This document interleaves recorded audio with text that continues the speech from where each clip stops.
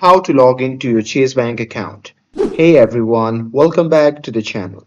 In today's video, I'll show you how you can easily log into your Chase Bank account.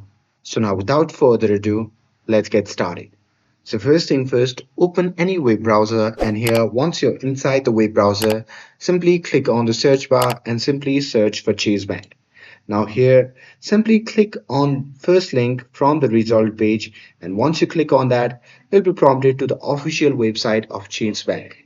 Now here, you can see the small tab and now here under welcome, you can simply click on username. And here in this field, you can simply enter your Chase Bank username. And once you're done with that, you can simply click on the password field and enter the account password. And here, once you're done entering your password, if you want it to remember you, just check the box that says remember me. And after that, you can simply click on sign in. And once you do that, you will be able to log in to your Chase Bank account.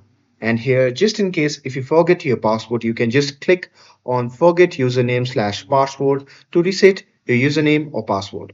And that's it. That's how you can log in to your Chase Bank account. With this, if you found this video helpful, then don't forget to like, share, and subscribe to get updated for more videos. Thanks for watching, and I'll see you in the next video.